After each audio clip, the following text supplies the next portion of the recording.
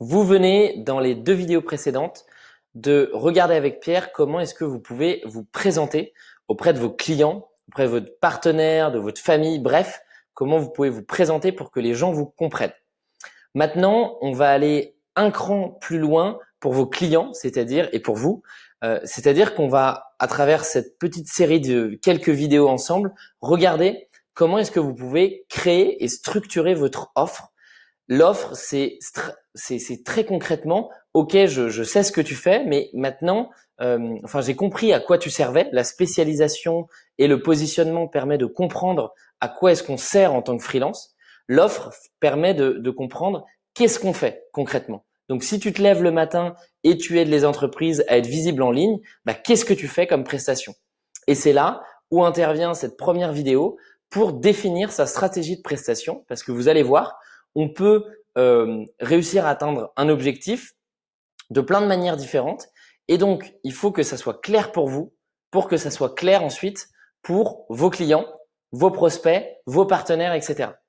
Donc, c'est ce que j'ai remis là. Définir une stratégie de prestation, c'est déterminer l'action ou les actions que vous allez réaliser lors de vos missions. Quand vous vous levez le matin et que vous travaillez pour vos clients, qu'est-ce que vous faites?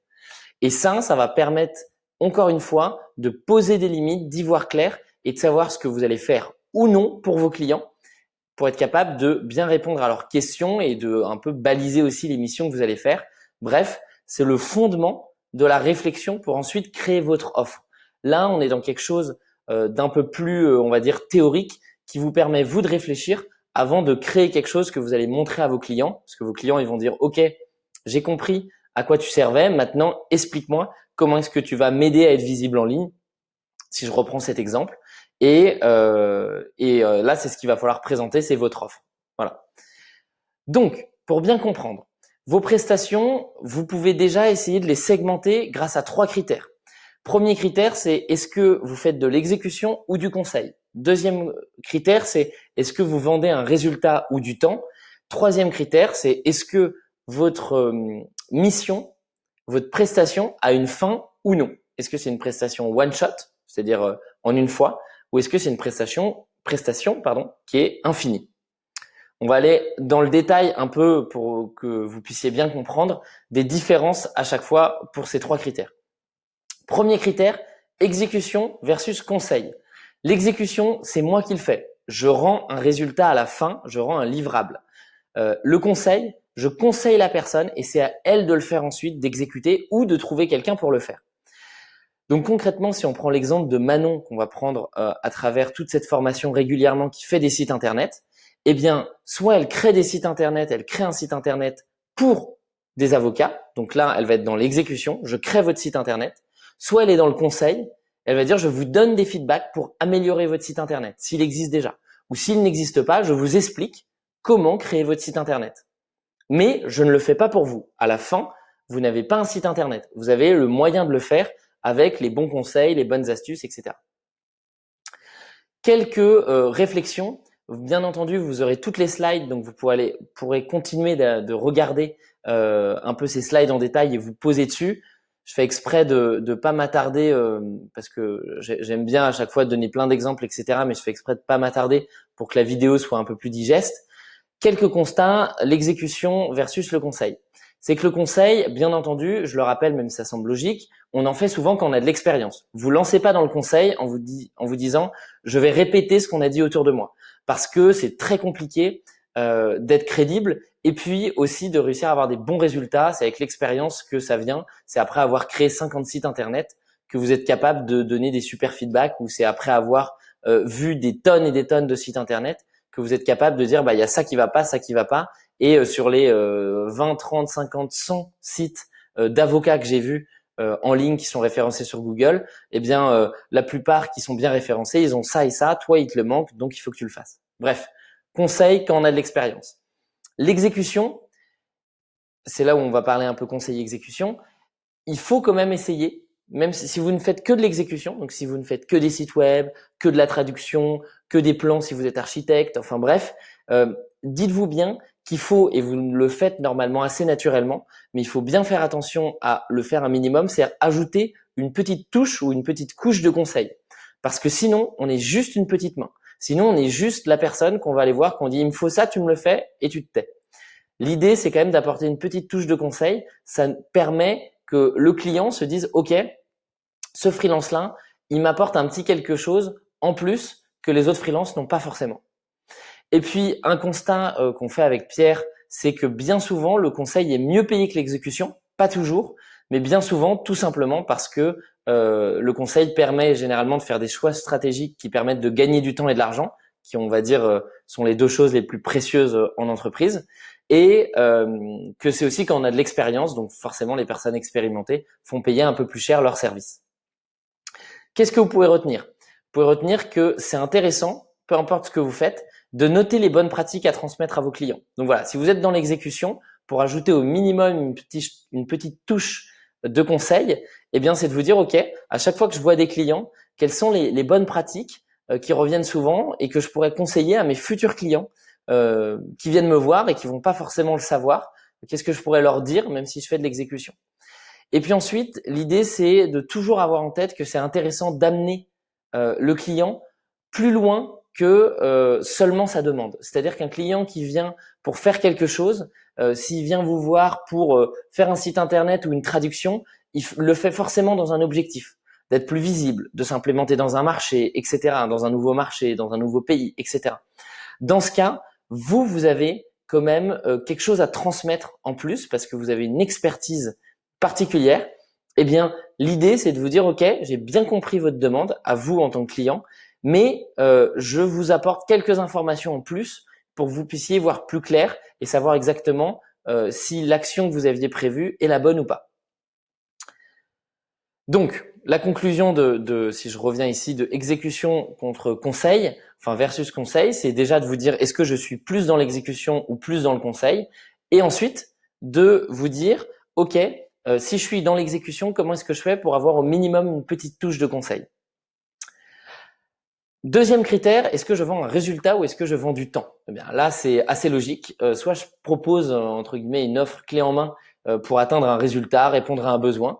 Soit en fait, je suis un peu un mercenaire. Je dis mon temps est disponible, je fais ce que vous voulez pour tel prix. Alors ce que vous voulez dans mon cœur de métier, dans mes compétences, euh, pour euh, pour tel prix par jour. Généralement, c'est un TJM, donc un taux journalier moyen. Ça peut être un taux horaire. C'est les deux tarifs généralement les plus classiques, soit à l'heure, soit au jour. Mais après, il y en a qui peuvent avoir des taux hebdomadaires, voire mensuels, même si c'est quand même beaucoup plus rare. En l'occurrence, si on prend notre exemple de site internet, là, c'est soit on vend la création d'un site internet, voilà, de 12 pages, etc., avec plein d'autres critères si on a envie, pour 1500 euros. Soit je dis, OK, moi, je peux faire votre site internet avec WordPress, ça coûte 350 euros par jour. Vous me dites tout ce que vous voulez et je vous facture le temps que je passe. Quelques constats, encore une fois, et conclusions ici. Premier constat, eh bien, c'est que si vous vendez un résultat, il faut que ça soit plus intéressant que le temps. Si je reprends mon exemple juste au-dessus, eh bien là, si le site internet, pour créer un site internet de 12 pages et que vous mettez à peu près 5 jours, vous avez ces tarifs-là, bah, vous vous rendez bien compte que si vous aviez payé en vendant votre temps, bah, vous auriez gagné plus d'argent que le résultat.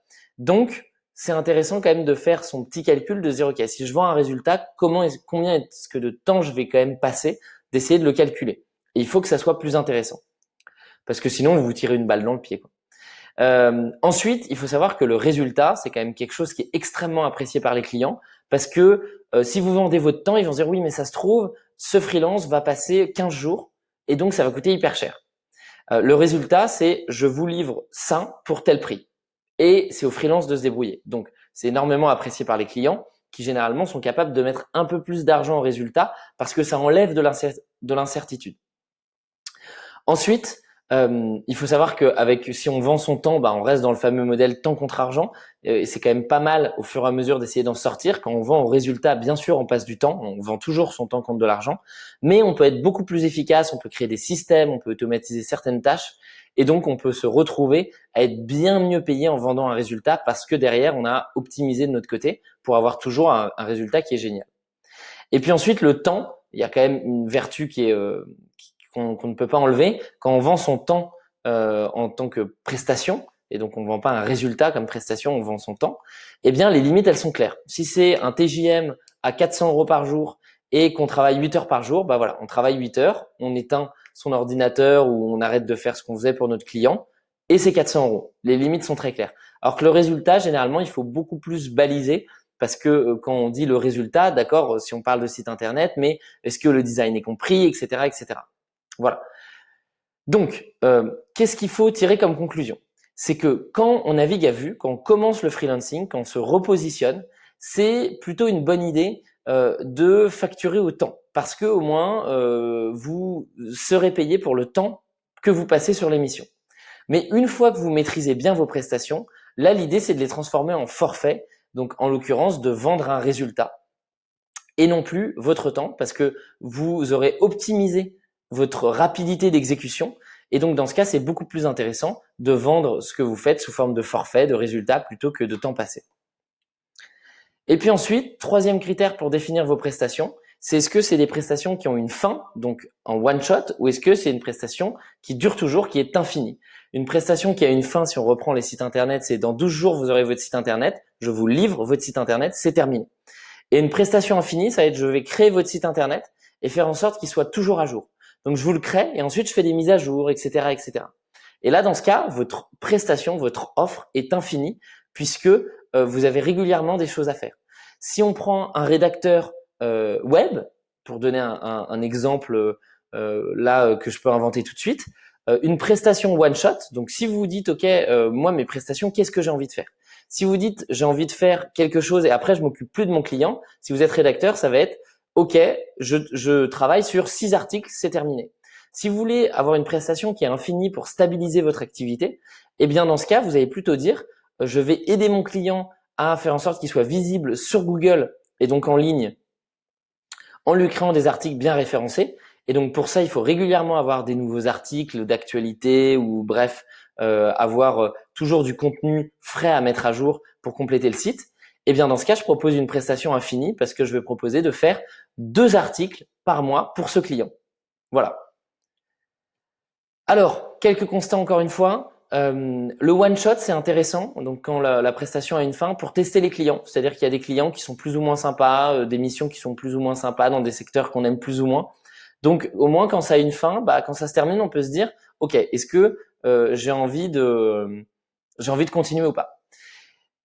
A contrario, quand on a une prestation qui est infinie, eh bien, c'est plus rentable, c'est plus sécurisant et c'est plus agréable d'avoir des clients sur le long terme. Donc, des prestations infinies, parce qu'on sait qu'on aura régulièrement du travail, qu'on connaît bien nos clients et qu'on n'a pas besoin de relancer le projet. Si j'écris 2 articles par mois pendant 10 ans pour les mêmes clients en tant que rédacteur web, eh bien, forcément, je connais mes clients, je sais ce qui leur plaît, ce qui leur plaît pas, je sais à peu près le niveau d'exigence, etc. Donc, je perds beaucoup moins de temps. Qu'est-ce qui est intéressant donc? Bah, c'est finalement de vous dire que plus tard, dans votre offre, vous allez avoir des prestations que vous pouvez tester une fois quand c'est un nouveau client qui arrive et faire en sorte qu'ensuite elles deviennent infinies, c'est-à-dire leur proposer une suite et leur proposer une offre qui est complémentaire. Donc au début, une offre bien déterminée, puis ensuite une offre qui ne s'arrête jamais. Quelques exemples pour essayer, en plus de ceux que je vous ai donnés, essayer de vous aider à baliser. C'est de vous dire, voilà, prenez un stylo, mettez ce que vous faites comme prestation, mettez, on va dire, votre spécialisation suite aux vidéos avant. Et puis ensuite, essayez de dire, est-ce que vous faites majoritairement de l'exécution ou du conseil? Est-ce que vous vendez votre résultat ou est-ce que vous vendez votre temps? Et est-ce que votre prestation a une fin ou est-ce qu'elle est infinie? Quelques exemples. Manon qui crée des sites internet pour les avocats. Eh bien, elle fait de la création de sites internet, donc elle fait de l'exécution, c'est elle qui fait les sites, elle vend au résultat, c'est-à-dire qu'elle vend un site pour tel prix, et une fois que son site est vendu, c'est terminé, sa prestation est terminée, elle est payée, c'est fini. Pierre, qui lui, de temps en temps fait du consulting, des heures de consulting, eh bien, il va faire du conseil, il vend son temps, puisqu'il vend à l'heure, c'est un tarif à l'heure, et c'est infini. Pourquoi c'est infini? Parce que généralement, les projets qu'il accompagne, il les accompagne sur un domaine très transverse qui est le marketing, le growth marketing, où ça évolue constamment. Et donc, ces entreprises-là ont régulièrement besoin de faire le point. Et donc, tant que l'entreprise existe, la prestation continue. Et puis moi, je peux vous donner mon exemple quand je vais donner des cours dans des écoles, en l'occurrence, un cours dans une école, une intervention dans une école d'hôtellerie-restauration qui s'appelle Ferrandi à Paris. Eh bien là, c'est de l'exécution, c'est-à-dire que je ne dis pas à l'école, voilà ce que vous pourriez apprendre à vos élèves, etc. C'est moi qui y vais, c'est moi qui délivre le cours. Donc, j'exécute ma prestation, je délivre un cours, je vends un résultat, c'est-à-dire que moi, je vends le fait de faire une intervention sur un sujet pour tel prix. Mon intervention, elle peut durer 2 heures, elle peut durer 5 heures. Je peux mettre 4 jours à la préparer ou je peux ne pas la préparer, ou je serai payé de la même façon. Et c'est une intervention qu'on m'a demandé de faire une fois. Et en fait, j'ai proposé de revenir, ça s'est bien passé. Maintenant, je reviens tous les ans, enfin même tous les semestres, faire cette intervention. Et l'intervention va même être un peu rallongée, mais ça, c'est une autre histoire. C'est ce qu'on appelle de l'upsell, c'est-à-dire vendre un peu plus. Et il y a une vidéo à la toute fin de la formation où je vous explique un petit peu comment upseller et qu'est-ce que l'upsell, etc. Donc, par où est-ce que vous pouvez commencer une fois qu'on s'est dit tout ça? Je sais que ça peut faire pas mal de théories, pas mal de mots un peu qui arrivent comme ça. Vous dites, OK, j'avais pas trop prévu, je voyais pas les choses comme ça. La première chose, c'est identifier vos objectifs en termes de prestations. Qu'est-ce que vous voulez faire? Est-ce que vous voulez plus faire du conseil ou de l'exécution? C'est pas la même chose. Quand on fait que parler à des gens pour leur donner des conseils, c'est pas du tout la même chose que le faire vous-même et mettre les mains dans le cambouis. Est-ce que vous voulez vendre votre temps pour être sécurisé ou est-ce que vous voulez vendre un forfait pour essayer d'optimiser votre temps et puis derrière, du coup, être mieux payé? Voilà, c'est d'abord vous dire qu'est-ce que vous voulez, qu'est-ce que vous avez comme objectif en termes de prestations. Hein. Ensuite, une fois que vous avez déterminé ça, vous allez sortir avec ces 3 critères, votre prestation, elle sera bien déterminée. Exécution conseil, temps résultat, one shot infini. Mais dites-vous bien que vos prestations vont être amenées à évoluer. Donc là, il faudra bien, dans le temps, faire évoluer vos prestations pour qu'elles deviennent les plus intéressantes possibles pour vous, mais qu'elles restent intéressantes pour vos clients. Ce que je vous disais, si vous optimisez votre temps et que vous vendez au résultat, le client a toujours le même résultat, voire mieux, mais vous êtes mieux payé. Et puis ensuite, passez à la prochaine vidéo pour bien fixer vos tarifs. On va regarder ensemble donc les histoires de tarifs, de pricing. Et puis, on verra dans la 3e vidéo sur l'offre comment là, on peut structurer son offre quand on va voir son client avec les différentes étapes de qu'est-ce qu'on va faire de A à Z pour réussir à délivrer notre prestation, notre solution qui répond à l'objectif ou à la problématique de notre client. Je vous retrouve tout de suite dans la prochaine vidéo sur les tarifs.